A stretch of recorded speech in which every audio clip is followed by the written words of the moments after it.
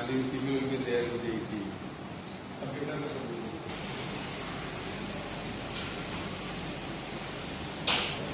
So phishing is a method of cyber crime in which the hacker or the attacker mail or any WhatsApp chat that is not real or associated to any real application. जैसा कि आप सभी जानते हैं कि corona pandemic के बाद से बच्चे और शिक्षक दोनों ही ऑनलाइन प्लेटफॉर्म्स को बहुत सारे रिसोर्सेज के लिए यूज़ कर रहे हैं और ये अच्छा भी है बिकॉज़ पूरी दुनिया के जो रिसोर्सेज हैं, नॉलेज है, वो इंटरनेट के थ्रू वो लोग अवेल कर सकते हैं। इवन कि सीबीएसई और बहुत सारे गवर्नमेंट के द्वारा भी इस तरह के ऑनलाइन पोर्टल्स बनाए गए हैं जहाँ से शिक्षक और छात्र दोनों ही इस तरह के मटेरियल्स को अवेल कर सकते हैं। लेकिन सबसे बड़ा खतरा ये है कि बच्चे जो साइबर थ्रेट्स के बारे में नहीं जानते, साइबर क्राइम के बारे में नहीं जानते या साइबर बुलिंग के बारे में नहीं जानते, साइबर हाइजीन नहीं जानते, उनको इन चीज़ों से अवेयर कराने के लिए सीबीएसई ने सभी स्कूलों को ये सर्कुलर जारी किया था कि स्कूलों में साइबर क्लब बनाया जाए।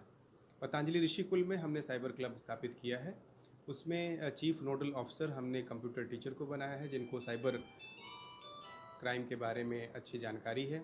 साथ में स्कूल के काउंसलर्स, कोऑर्डिनेटर्स ये भी उस साइबर क्लब के मेंबर्स हैं और जो हमारे सीनियर स्टूडेंट्स हैं जो वो भी उसमें शामिल हैं। तो ये एक क्लब ऐसा है जो पूरे स्कूल में बच्चों के बीच इस तरह के नॉलेज को, इस तरह के इंफॉर्मेशंस को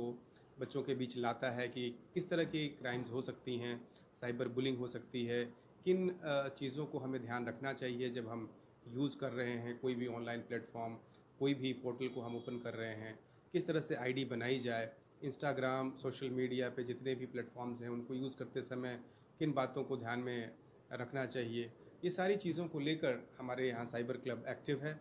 और इन बच्चों के बीच में इवन टीचर्स भी आपस में बच्चों को इन चीज़ों के बारे में अवगत करा के बच्चों को सेफ़ और एक सिक्योर एनवायरनमेंट देने की कोशिश कर रहे हैं।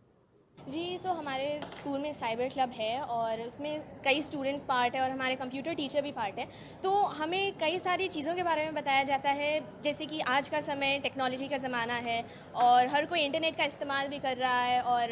जहाँ तक कि हमारे डेली लाइफ में लैपटॉप्स का यूज़, मोबाइल का यूज़ काफ़ी कॉमन हो गया है। तो हमें इन जो भी हम डेंजर फेस करते हैं इन चीज़ों को यूज़ करते वक्त उसके बारे में हमें अवेयर कराया जाता है इस साइबर क्लब में। जैसे कि